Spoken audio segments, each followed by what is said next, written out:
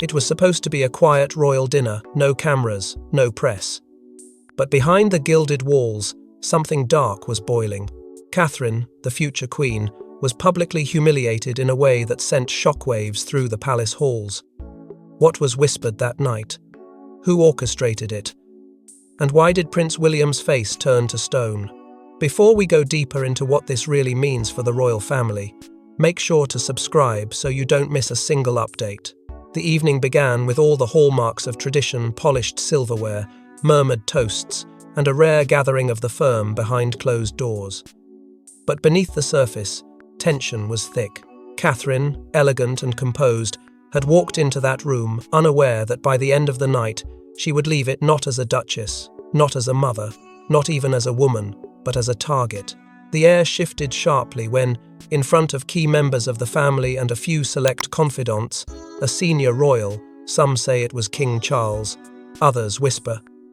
It was Queen Camilla leaned forward and delivered a line so sharp it cut deeper than any tabloid headline ever had. Some women, the voice had said, mistake silence for virtue, but silence can also mean irrelevance. The words were precise, surgical, and Catherine knew they were aimed squarely at her. What stunned the room wasn't just the insult, it was the silence that followed. Prince William, seated beside her, remained motionless. His lips didn't part, his eyes didn't flash. He didn't defend her, not even a glance. And that silence was louder than any scream. The air grew colder. Glasses trembled slightly in hesitant hands. No one dared speak, but everyone knew something had just fractured, not in public, not on camera, but in the heart of the monarchy itself. According to a palace insider who later broke protocol, Catherine left early. Her heels echoed down the stone corridor, quicker than usual. One royal aide, who had served under 3 monarchs, reportedly said, "I've never seen her look like that." That wasn't just hurt, that was betrayal. Outside, her car pulled away into the shadows of Windsor. Inside, whispers began before the table had even been cleared. "This is the end of something big," murmured a junior staffer, as the senior royals carried on as if nothing had happened. And what about William? After Catherine's departure, he stayed. He raised a toast. He smiled, but not a single soul in the room believed it. Because behind the mask was a man on the brink. But the humiliation was only the spark behind it. Lay years of manipulation, control, and unresolved betrayal. She wore the crown's weight with grace. But behind the cameras, Catherine was unraveling. From isolation to manipulation, the palace had become a beautiful prison. And yet, she never broke until now. After the departure of Harry and Meghan, the monarchy became colder, tighter, more centralized, and Catherine began to feel it. Meetings she once led were now passed over. Invitations she used to extend were now being approved through another channel. Her influence was no longer assumed, it had to be earned again. The message was unspoken but deafening. Stay in your lane. The warmth once shown to her by senior royals evaporated like morning mist. Courtiers whispered that she had grown distant, but few stopped to ask why. The truth? Catherine wasn't distant, she was being slowly erased. Behind palace walls, it wasn't just politics, it was a quiet war of relevance.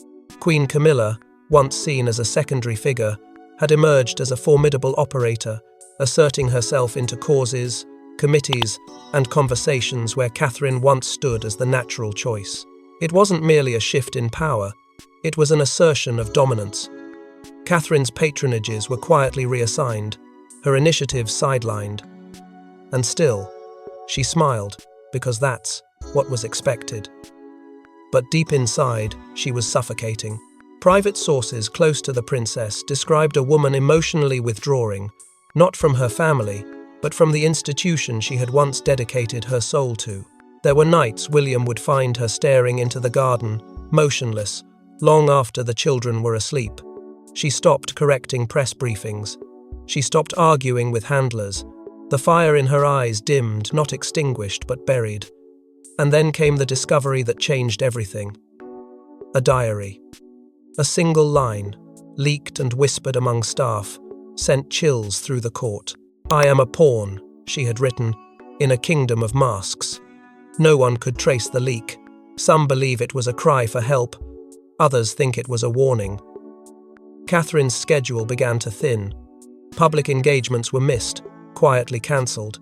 She appeared less, spoke less, smiled less, and no one could explain why. But behind those fading appearances, something deeper was cracking. The betrayal wasn't loud, it was strategic. It was the slow erosion of a woman's presence, dignity, and voice. And as Catherine's voice was silenced, William's rage began to simmer a storm that had been brewing for far too long. He was groomed to be king, polished, poised, unshakable. But behind closed doors, Prince William was spiraling. And the dinner incident wasn't the beginning of his rebellion, it was the final straw. For years, William had played the part. Dutiful son, steadfast heir, public symbol of stability in a fractured monarchy.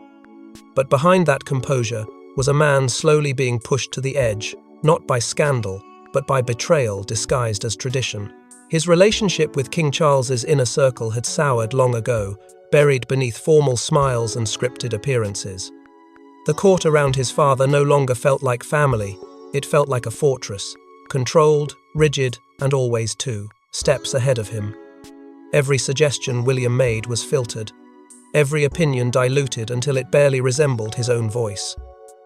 They called it protocol, but to William it was power play, and it was suffocating. He had watched as the press turned into a weapon, not just against him, but against his wife. Stories were spun, sources twisted, narratives released at precisely the wrong times. William knew how the machine worked, he had been protected by it as a child, and now it was being used to undermine everything he stood for. What infuriated him more wasn't just the lies. It was the silence from the palace when the attacks came. No corrections, no defenses, just strategic pauses. It became clearer, with each headline someone was pulling strings, and it wasn't him. Privately, William was a man divided. Every instinct screamed at him to protect Catherine, to shield her from the subtle cruelty of a system designed to consume its own. But duty, the same word that had defined his life, chained him. And that chain grew heavier each time he was told to let things go, to rise above it, to think of the crown. Weeks before the infamous dinner, that restraint cracked. According to insiders, William confronted Charles in a closed-door argument so heated that staff could hear raised voices through thick palace walls. Witnesses say it ended with William storming out, red-faced, declaring, "If you won't protect her, I will." And yet, even after that, they kept him in the dark. Major decisions about the monarchy's direction, patronages, public appearances, political stances were taken without him. His title meant everything in public and nothing in private. The final blow came days before the dinner, when a close friend of William's leaked a chilling text message, just 6 words. "I don't trust them anymore. None of them." It wasn't a cry for help, it was a warning. And still, he showed up that night. Still, mask. But when Catherine was humiliated and the room watched for his response, and he offered none, it wasn't because he agreed. It was because he had already made his choice. A decision born not in that moment, but built over years of betrayal, silence, and erasure. But quitting the royal court isn't just a statement, it's a declaration of war. And the court didn't see it coming. No one was prepared. No warnings. No leaks. When Prince William announced he was stepping away from royal court duties indefinitely, the silence in Buckingham was deafening, but the ripple effects would shake the monarchy to its core. The press release hit like a thunderclap. Just 2 paragraphs, cold and clean, delivered at dawn. "For the sake of my family's well-being, and to preserve personal boundaries long overlooked," William's statement read, "I will be stepping back from official royal court responsibilities, effective immediately." There was no room for interpretation, no subtlety to dissect. It wasn't a quiet retreat, it was a calculated blow, and no one inside the palace had seen it coming. Not his aides, not his father, not even the Queen Consort. The firm, as it liked to call itself, was left scrambling, exposed, stunned in the very arena it had always controlled. Palace officials, desperate to regain control of the narrative, rushed to convene emergency meetings. Phones rang endlessly. Senior staff demanded to know who had approved the timing. Some assumed it was fake, a media stunt, a hacking, but it was real, and worse, it had gone out without prior royal clearance. William had not consulted King Charles. He hadn't sought advice. He had acted. Alone. It was a break in tradition, a break in command, a break in the unspoken rule. The crown decides, not the heir. The world didn't wait. Within minutes, social media exploded. Number royal exit became the top trending topic in 13 countries. Major news outlets ran breaking banners. Theories spun wildly. Some praised his courage, others questioned his loyalty. But one thing was undeniable: the fairy tale was cracking, and the people could see it. William's name was no longer tethered to pageantry. Inside the palace, the chaos was mirrored by silence between father and son. Charles reportedly refused to speak with William in the hours following the announcement. Aides were instructed not to discuss the matter in public. But behind those stone walls, a new fear took root if the heir could walk away. What else was he willing to risk? And how much more did he plan to reveal? And then came Catherine. Seen days later at a children's hospice, she was calm, composed, but noticeably different. Eagle-eyed watchers spotted it immediately. Her wedding ring gone. No explanation. No mention. But the absence said more than words ever could. Whether symbolic or strategic, it sent a tremor through the monarchy's base. Catherine wasn't just supporting William's exit. She was signaling something darker, that this break wasn't temporary. It was a reckoning. Inside palace strategy rooms, there were frantic debates. How to pivot, how to discredit without attacking, how to keep the press close without giving them too much. But none of it mattered, because the damage had already been done.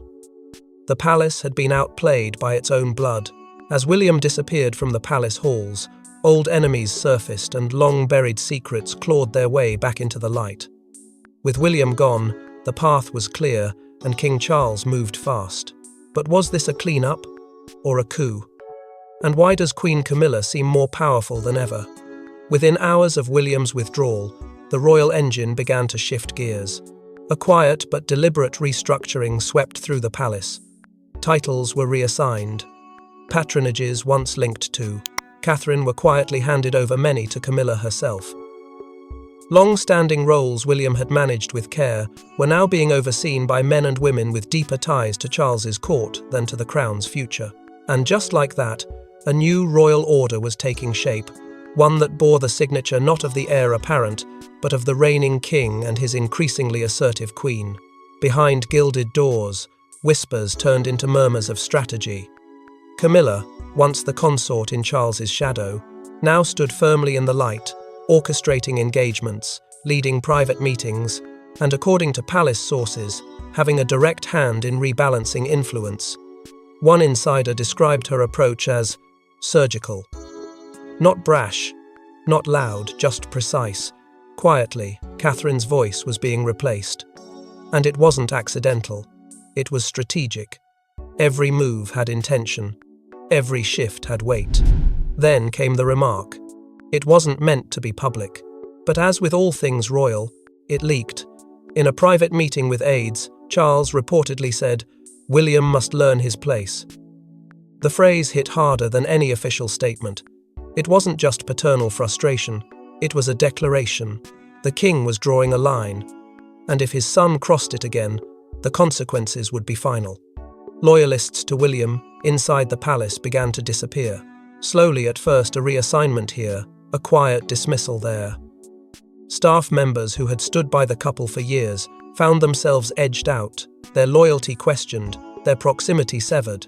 A longtime senior advisor, known for guiding William through his early years, was abruptly transferred.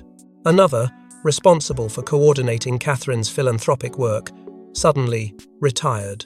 It didn't take long before a pattern emerged. Anyone connected to William was no longer welcome. Rumors began to swirl of secret meetings not to heal the family, but to secure the monarchy without its future king in the picture. And in those meetings, Camilla's name surfaced repeatedly. Insiders claimed she was now the quiet force steering the royal agenda, ensuring the crown would not falter under rebellion, not even if it came from within. What was once unthinkable was now unfolding, a concerted effort to minimize William's influence permanently, not by force, but by strategy, not in public, but behind velvet curtains. Yet, with every silent maneuver, one truth remained overlooked. The monarchy had never ruled in a vacuum. Its strength wasn't just in bloodlines or protocols, it was in the public's gaze, the people's belief in its figures. And that belief was starting to fracture. But there's one thing the monarch didn't account for the public, and they weren't ready to let go of their prince and princess that easily. They may control the palace, but they don't control the people. As news of Catherine's humiliation and William's exile spread, something unprecedented happened. A nation began to choose sides. For years, the monarchy had counted on silence, on carefully orchestrated narratives, and the power of tradition to keep the public loyal. But this time, the script was breaking. The people weren't buying it. Outside Kensington Palace, candles flickered in the rain, notes were left on the gates, dozens turned into hundreds, hundreds into thousands. No grand speeches, no demands, just quiet defiance. A growing presence that echoed louder than any royal decree. It wasn't about scandal anymore. It was about what Catherine represented: dignity, restraint, and pain that the world had now seen too clearly to ignore. Then came the digital flood. Social media lit up with images, not new ones, but the ones that mattered. Catherine comforting a grieving mother, William hugging a homeless teenager. These weren't staged, they were remembered. The internet doesn't forget. And this time, it refused to forgive. Influencers, who had once, "I've been cautious around royal matters," suddenly shifted their tone. Celebrities began liking posts that subtly but unmistakably supported the couple. A-list names reposted older clips with captions that read like veiled protest: "Grace isn't weakness. Family means loyalty." They simply said what millions were now feeling. Stand with Catherine. That hashtag became a symbol. But it wasn't alone. Not my monarchy, once a fringe sentiment, now surged with force. Trending worldwide, it carved a line in the sand. This wasn't a rebellion led by tabloids or political activists. It was driven by ordinary people who felt something sacred had been broken, not by William and Catherine, but by those who had tried to silence them. The palace attempted damage control, carefully worded statements, highlight reels of Charles and Camilla's community visits. Reports of unity within the family circulated through the usual media partners. But it was too late. Every carefully released photo was picked apart, every quote scrutinized. The public had turned skeptical, and skepticism is contagious. Even mainstream outlets, once cautious, began to question the narrative. Opinion pieces emerged, comparing Catherine's quiet grace to the cold machinery of the monarchy. The press office, once a fortress, now looked like a crumbling wall. And in that growing divide, a powerful narrative began to take shape. This was no longer about duty. It was about survival. The crown had always depended on reverence. But now, reverence was shifting. It was no longer directed at the institution. It was being reclaimed by the people and redirected toward the ones they felt had been wronged. William and Catherine were no longer just royal figures. They had become something far more dangerous to the old guard, symbols of a truth too raw to be ignored. And then came the whispers of a plan, of a reckoning, of a return, that could burn everything to the ground. He vanished from the palace, but not from the game. Behind closed doors, Prince William was mobilizing, and what he was preparing wasn't a comeback, it was a revolution. In the public eye, William had disappeared into silence, but in the shadows, his moves were deliberate, calculated. This wasn't a man retreating, this was a strategist rebuilding. While the palace tried to project calm, William was quietly meeting with allies across the Commonwealth, not officials, but visionaries, reformers, people who believed the monarchy could evolve. He wasn't asking for loyalty. He was gathering power in a form the crown couldn't control influence without the need for a throne. Simultaneously, his inner circle began to shift. Not royal aides or inherited advisors, but private legal teams, independent communications experts, and trusted financial analysts. Everything was off record. Everything was silent. But whispers leaked through, cracks the palace couldn't seal. One report claimed William was laying the groundwork for a foundation not under the crown's oversight, but completely independent. A new institution, a new voice, free from protocols, free from manipulation, and, most importantly, free from the ghosts of Buckingham. The idea wasn't born overnight. It had been festering, growing stronger with every betrayal, every silence, every denial of his family's pain. Now, it had shape, structure, intention. Catherine wasn't just the wounded princess. She was the symbol of what the monarchy had failed to protect. And William? He no longer wanted to inherit that broken system. He wanted to build something new, something honest, not an alternative monarchy, a people's monarchy. Leaks began to surface. Not from William, but from those around him. Hints of a memoir, quiet discussions with a global platform for an interview unlike any royal had ever given. Not explosive, strategic. He wasn't trying to destroy the monarchy. He was trying to expose its rot, to reclaim the version he believed the people deserved. One quote, allegedly passed between two former palace insiders, summed it up in 6 words. Not seeking the throne, seeking justice. The palace dismissed it all as hearsay. But beneath the denial was unease. For the first time in decades, the heir was no longer playing within the rules, and more dangerously, he was gaining momentum outside them. Support from unexpected corners. Calls from countries reconsidering their royal ties, now suddenly willing to speak with William directly. A slow but growing shift, not in laws, but in hearts. They called it rebellion. But William didn't raise a banner. He built a mirror, one that showed the institution exactly what it had become. And in doing so, he began forming what some were calling a people's royal court, not bound by blood, but by trust. And as William began crafting a future outside the palace, Catherine was preparing to face her past. She had every reason to walk away, every wound, every betrayal, every moment of silence. But Catherine didn't hide, she rose. And what she did next would make history. The invitation was not announced. No press releases, no royal endorsement, just a quiet line on a charity website about a surprise guest attending a gala for children's health, a cause close to Catherine's heart. No one expected her. And yet, there she stood, not cloaked in bitterness, but radiating something far more dangerous to the institution that had tried to diminish her resilience. The room fell silent, and then erupted, not in orchestrated applause, but in raw, human admiration.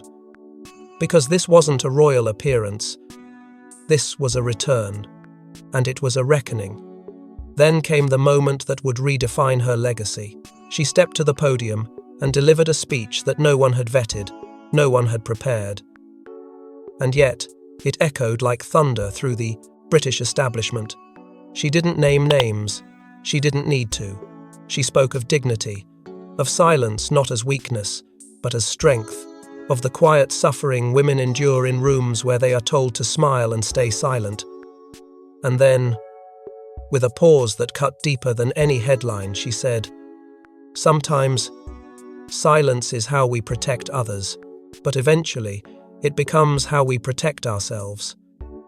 It was a message heard across the world. Newspapers didn't call it a speech. They called it a stand, the speech of a queen without a crown, one headline read, while another simply declared, "She's not gone, she's risen." Catherine's popularity surged overnight. Polls placed her miles ahead of any other royal, not just in favourability, but in trust. She wasn't seen as royal by blood, she was seen as royal by character. And behind the palace walls, the reaction was volcanic. King Charles, according to multiple sources, was privately furious. Not because Catherine had spoken, but because of what she had stirred. Camilla, who had tightened her grip in Catherine's absence, was reportedly visibly rattled during her next public appearance, caught off guard when members of the press shouted questions not about her, but about the speech. There were attempts to pull Catherine back in, invitations to private reconciliation meetings, carefully crafted letters. But she declined. No statements, no drama, just silence. The same silence that had once been used to control her was now her weapon of defiance. She wasn't seeking revenge. She was standing in truth and refusing to step back into a palace that had tried to erase her voice. For the first time, the monarchy looked small, and Catherine, stripped of title, stripped of protection, stood larger than all of it. This wasn't about protocol anymore. This was about principle. And that shift from royal pageantry to raw truth shook the foundation of the crown. But the palace doesn't forget, and it never forgives. What came next would leave even the most loyal royal watchers stunned. The royal family has faced scandal before, but never like this. A future king in exile, a would-be queen reborn, and a nation that no longer sees the crown as unshakable. The image of the monarchy, once untouchable, sacred, eternal, was beginning to flicker. What had survived wars, divorces, abdications, and global scrutiny was now facing something far more dangerous: irrelevance. Public trust had not just declined, it collapsed. Polling agencies, long hesitant to challenge the firm, reported a staggering drop in confidence. Whispers of a constitutional crisis turned into murmurs within Parliament. Behind closed doors, lawmakers began questioning what had once been unthinkable. Should the crown's finances remain hidden? Should the monarchy still stand as it is? The very questions that had been suppressed for generations were now crawling into daylight. The younger royals groomed to carry the institution forward were said to be in quiet panic, not because of the scandal, but because of the shift. The public was no longer looking to them for guidance. They were looking to William and Catherine, and not through the lens of royal pageantry, but through the rawness of defiance and authenticity. One source reportedly overheard a senior aide say, "It's not just a fracture, it's a full implosion." Inside Clarence House, the mood was grim. Queen Camilla's advisors urged her to act fast, to initiate a bold reset, to reclaim the narrative. But time, once her ally, had turned. The window was closing, and the people were no longer interested in polished images or carefully staged events. They wanted truth. They wanted heart.